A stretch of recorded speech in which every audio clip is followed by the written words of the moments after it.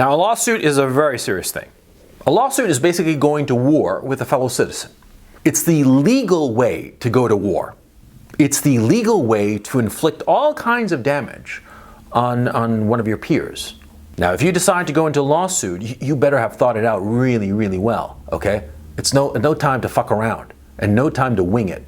And you have to act as rationally as possible if you're ever involved in a civil suit. In this video, I'm going to discuss it. See, in my own case, I've been involved in a number of lawsuits over the years. I've never been sued. I've been the one suing people for various reasons. I think that I was justified in the lawsuits that I filed, and well, in all of them except one, I settled, okay? Because most lawsuits get settled. The one lawsuit that went all the way took 14 months, and it cost me enormously on an emotional level. I won the case, and I won a hefty check, as a matter of fact, but it cost me enormously. And the reason it went to trial was actually my mistake, and I'll get into that in just a minute. Now, the first thing you have to understand when you get into a lawsuit, okay, is that you want it to be over as quickly as possible. It's like a war. Nobody wants a war of attrition. You want a quick victory, okay? A quick victory or a quick capitulation, okay? Now that might sound a little cowardly, that you want to surrender as quickly as possible, but you do. In a lawsuit, you do. And let me explain. Suppose, let's take the following situation. You are being sued, and you are in the wrong. You're in the wrong for whatever reason. It doesn't matter. You're in the wrong. The guy suing you, the plaintiff, is in the right. Okay? Okay. Now, let's suppose, for the sake of argument, that the plaintiff is arguing that you fucked him over for $500,000, just for the sake of argument, just to make the math easy. Okay? And let's suppose that the cost of going to trial, of doing everything necessary in the lawsuit and finally going to trial and going before a judge and making it all happen is going to cost you around $100,000. Just again, I'm making numbers up, but they're not out of left field. They're sort of reasonable. It usually does cost around $100,000 to go to trial, sometimes more. Okay, and suppose that you have that $100,000 and the guy suing you also has $100,000. You know for a fact that he does. Okay, so if you're in the wrong, well, that's the first thing you have to do. You have to put hand to heart and say to yourself, am I in the right or am I in the wrong? Okay? I mean, not the shit that you tell your friends and neighbors, but the honest, God's honest truth. Are you in the right or are you in the wrong? Now, if you're in the wrong and you admit to yourself and you really are in the wrong, and this guy is suing you with cause, and he's suing you for $500,000, right? And he's got the money, and you've got the money to defend yourself. This is what you have to do. You have to settle as quickly as possible.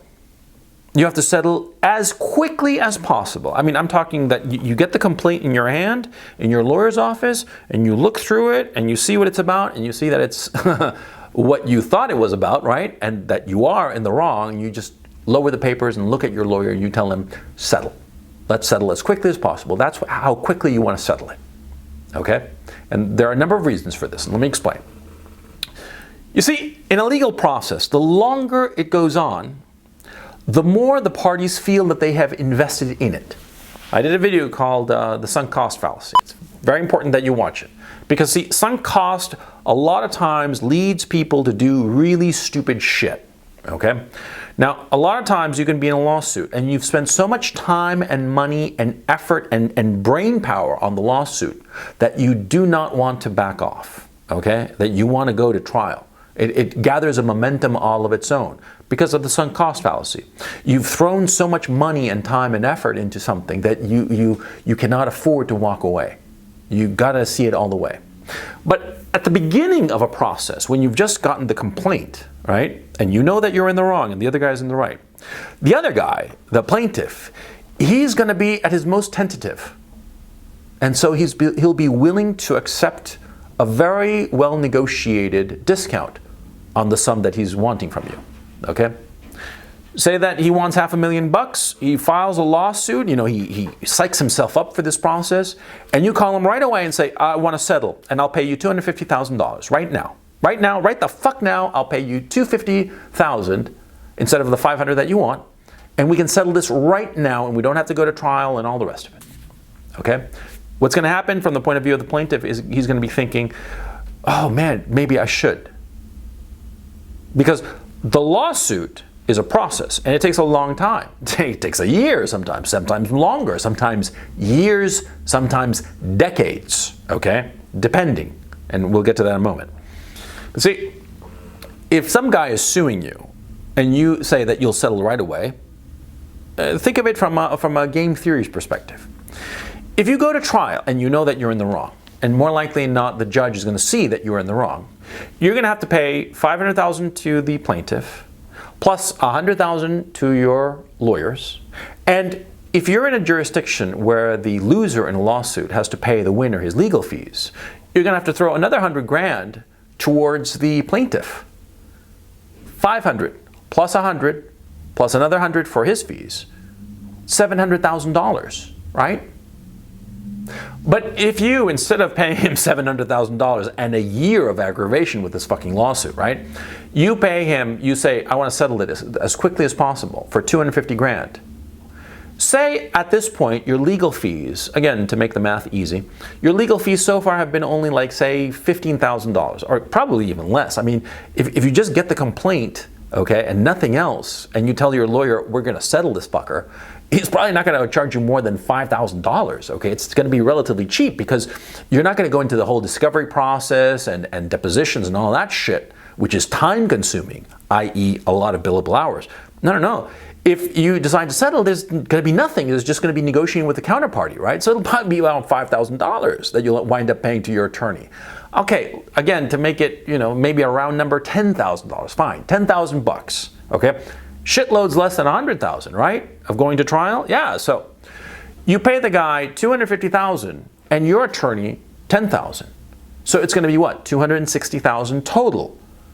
$260,000 total is $440,000 less than you'd have to pay after a year of aggravation.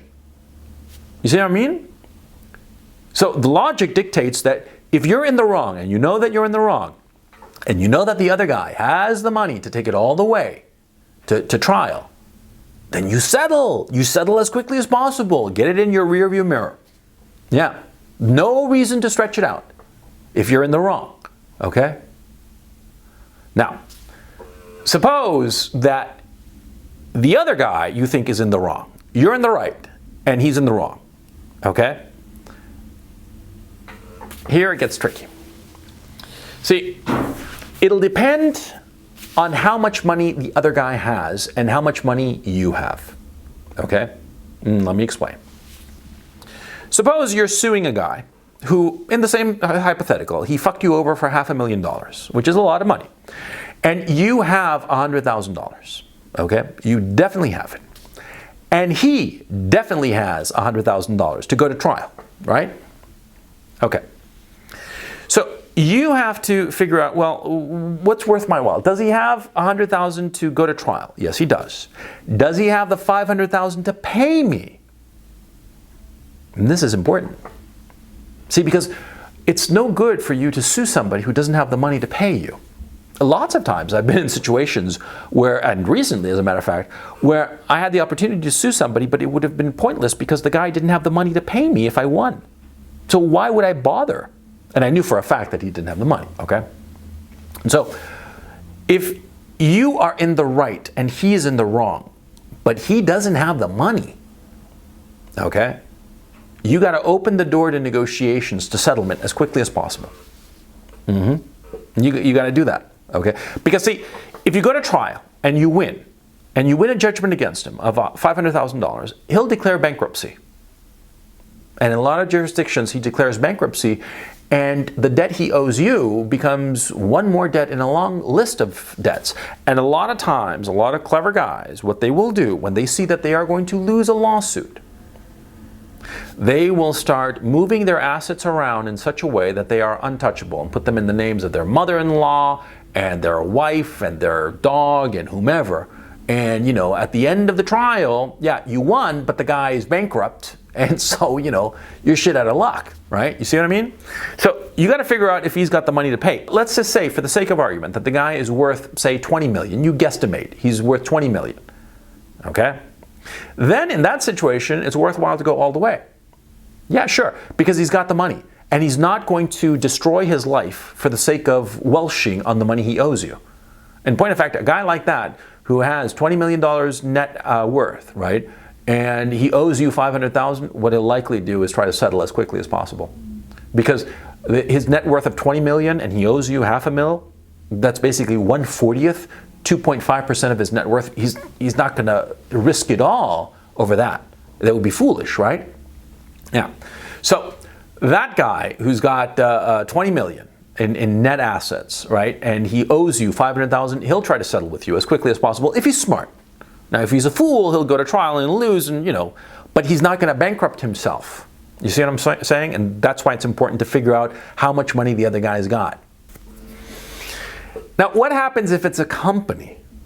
And a company that isn't worth 20 million, it's worth, say, 200 million. And they got a big legal budget or whatever, right? Then it gets really tricky. Because this is what's going to happen. They're going to be making calculations about you, how much money you've got to go all the way. So a lot of times it's smart to basically, grab your stack of cash and wave it around so that they see that you've got it, And one of the smart moves that you can do is that you can put all of the money that you have that you can afford on the lawyer. You put it with the lawyer on retainer. Say that you've got $100,000 to spend, and you just put the 100 grand with the attorney. Right away, the full amount, not dribs and drabs. No. You put the full 100,000, and you tell the attorney that he's authorized to say that you've got the money to go all the way. And you tell that to the company, okay? Because a lot of times you're going to have to do that. You're going to have to show that you've got the wherewithal to take this to the final consequence, to the judge, okay? If you're in the right and the company has deep pockets, what are they going to do? If the company has deep pockets, they're going to try to stretch this out. See? If they owe you $500,000, right? They're going to calculate, and this is a correct calculation, that it is worth their while to spend $100,000 on legal fees and then another $100,000 on the appeal. Even though in most appeals processes, you have to park the money that would go to the settlement. You have to park it with the judge or whatever. I mean, there are different mechanisms in different jurisdictions, right? But a big company that's worth 200 million and up, right? They're going to say, yeah, I'll park the money there, so what? And I'll just keep on stretching out the process endlessly. Because remember, for accounting purposes, for many corporations, especially publicly traded corporations, money that has been parked in escrow in lieu of a settlement while the appeals process goes on is still considered, accounting-wise, an asset, okay? So from the accounting point of view of a corporation, that money is not a loss. So they'll keep on throwing money at the trial and then the appeal and the appeal of the appeal, and however long it takes to stretch this process out as long as possible until you run out of money. Yeah, that's what they're going to be doing. They're going to be stretching it out as long as possible until you run out of money. And they're going to calculate that their pockets are deeper than yours. Okay? So you have to fight dirty with that in that kind of a situation. You're fighting up against a corporation.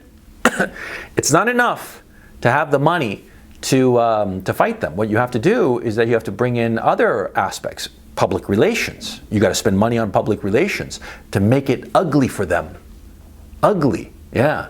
Because a company, they're not afraid of a lawsuit, but they are afraid of bad PR. If bad PR starts coming their way because of this lawsuit, they'll settle. And they'll pay you, okay? I mean, you got to understand, see, it's all strategizing, okay? Now, there's a final note, and this is a bitter pill that I have to tell you, but it's the truth. See, I know a lot of cases, where the guy was in the right. The plaintiff was in the right. And the defendant was in the wrong. Okay? But the lawsuit destroyed the plaintiff. Guys I know. Okay? And it ruined them. And let me tell you what happened. See, a lawsuit is a rabbit hole. A lawsuit can suck your entire energy and emotional capital, all of your money.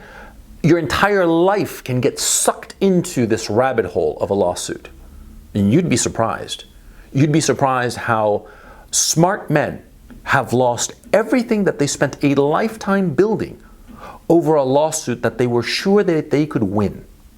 I mean, it's a horrible fate, and there are lots of accounts everywhere. People I know personally, who went down a rabbit hole of a lawsuit and lost everything. It broke them. It really did. Because see, a lot of times you're going to be suing somebody who's just stronger than you. And in lawsuits, money is the measure of strength. Okay? A lot of times you're going to be suing or want to sue somebody who's just got deeper pockets than you, and you're going to lose. And so you got to avoid it. You got to avoid that, and you got to step back and say, no, I'm not going to go down that rabbit hole. I'm not going to do it. I'm not going to blow my entire life. Even though I'm in the right, the emotional cost is just not worth it. Okay? You gotta make that cold-hearted decision. Now, in my own case, in the lawsuit that went on for 14 months, which I ultimately won. See, there, in that situation, I made the mistake of not making it clear to my opponent that I had the money to go all the way.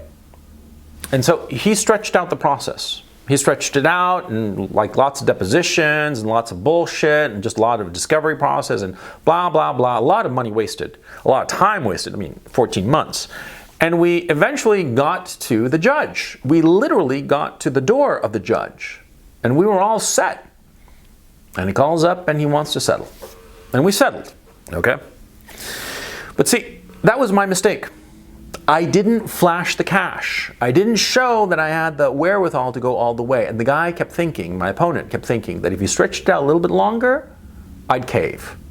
And that was one of the most difficult processes of my life because, see, he stretched it out, my opponent, the defendant. I was the plaintiff. He stretched it out. And for me, it was just a knot in my stomach every day. Every day of having to deal with this fucking lawsuit. It was just a fucking nightmare. And from there, I learned a lesson. And this is the lesson. When you decide that you're going to go into a lawsuit, okay, the lawyer you hire is crucial, okay? Don't go cheap. No. Go for the expensive lawyer. Go for the expensive lawyer who has the reputation for being a killer. A guy who's a fucking murderer, a mass murderer. You want a mass murderer of a lawyer, okay? You want a guy who takes no prisoners, who just gobbles them up alive, okay? That's the kind of guy you want, number one. And if you have to pay more, you pay more. Don't go cheap on a lawyer, never. There are lots of other things in life that you can go cheap on, you know? Cheap junk food, cheap this, cheap that, but on the lawyer, never. Never go cheap. Always pay top dollar for proven quality, okay? Number one. And number two, the kind of lawyer that you hire, you want him to be a guy who will handle it and not want any input from you. Let me explain. See, there are attorneys who sort of like invite you into the case, who invite you to participate in the case. And why not? From their point of view, it's more billable hours. Yeah, see, because every time they write, you know, like a daily little update as to what's going on with your lawsuit, every time they spend the 10 minutes, those 10 minutes are billable. They're going to charge you every time they send you a fucking email, okay? So you do not want a lawyer who sort of like invites you into the process.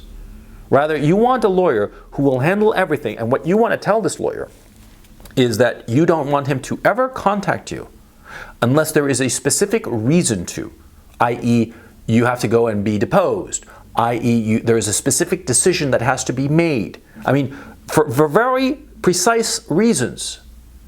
But insofar as the actual mechanics of the lawsuit, you do not want to know anything about it. You want the lawyer to handle everything. All you want to know is when is it that you are going to get an update, like in 3 weeks, 6 weeks, whenever, okay? You don't want daily debriefings or updates or not even weekly shit, okay? You want the guy to handle the whole thing. It's sort of like this. It's sort of like, you know, you're getting brain surgery, and do you want to talk to the brain surgeon while he's doing brain surgery on you? No. You want the fucker to, you know, do the operation while you're blissfully asleep on anesthetics, right? Exactly. Exactly. With a lawyer, with your lawyer, you want him to handle it, and you don't want to know about it. You want to focus your life on other things. The people you love, your business, your friends, your life. You want to enjoy life. You don't want the lawsuit to reduce your attention and own your mind, because that happens. It happened to me, so I know whereof I speak. You do not want that to happen. You want the lawyer to handle everything. And you know, you just show up when there are specific points to be discussed and decisions to be made, or when there has to be a deposition, or when there's a settlement. Okay? That's all you want to know. The rest of the time, you want to be ignorant, blissfully ignorant of the machinations of the lawsuit.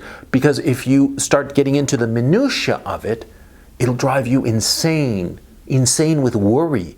Even when you're in the right. Even, especially when you're in the right. It'll make knots in your stomach. So you don't want to do that. You want to pick the lawyer, like I said, who's number one, a fucking killer, and you don't pay cheap. You pay dear, but you pay for the right fucking killer. You know what I'm saying? And number two, you never, ever, ever want to be in the nitty-gritty of your lawsuit. Now finally, insofar as lawsuit,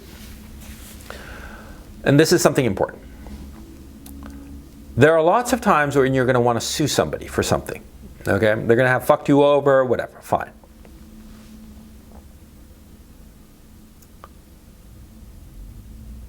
A lot of times, it's better to ignore something and just move on, as opposed to getting bogged down in a lawsuit.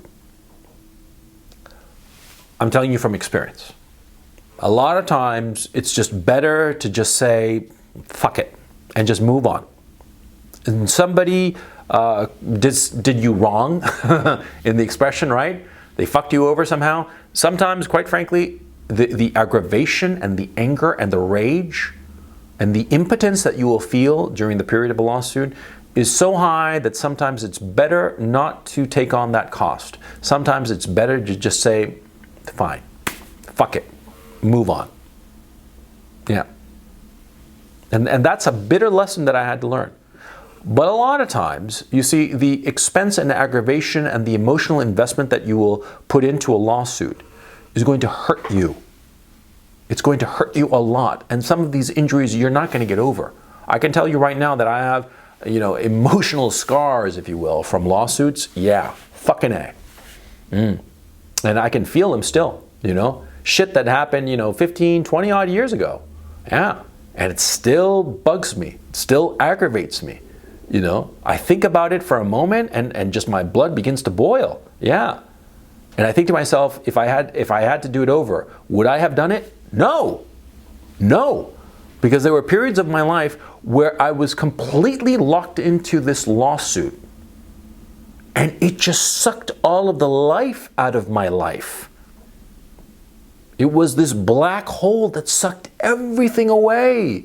And when it was finally done, it was sort of like I was like coming out of some sort of prison. A prison of my own making. Okay?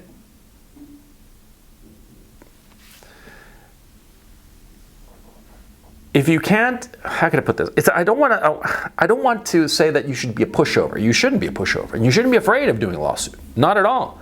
And if there's enough money involved and you're in the right, fucking A, go all the way. Go all the way. Fuck over the guy who has to be fucked over. I'm not saying, you know, be a pushover. But what I am saying is that know when it's just not worth it. Okay? And that's different for each person. And sometimes you get an injury or you get fucked over for whatever reason, and it's just not worth it. Sometimes it is. Sometimes you have to. Sometimes it's your very fucking survival. The lawsuit that went on for 14 months, yeah, that was for my fucking survival. It was a lot of fucking money at play. Okay? money that I had been working on since before then. If I just, rolled over, I would have lost basically 3 years worth of investment in time and money. Fuck no, was I going to roll over on that fucking thing, right? I went all the way, I literally got to the door of the judge and we settled, okay? But it was 14 fucking months and it was hard, okay? So you got to be sure that if you decide to go, that it's necessary, that it is existentially necessary. Don't go into a lawsuit just for shits and giggles, okay? You go into a lawsuit, you better know that you have to. And you have to know when you're going to settle. What number can the other guy give you? And you'll say, okay, I'll settle. It's important. You have to know it beforehand. As soon as you launch a lawsuit, you got to know, what's the magic number that I'll say, enough, I'm done, I'm good, let's move on, okay? Have that number. And don't take this shit lightly, but don't be afraid of it, okay? Believe me, getting into a lawsuit, it's a lot like losing your virginity. Before you lost your virginity, it was like a big deal, right? After you lost it, was like, it's just fucking, right?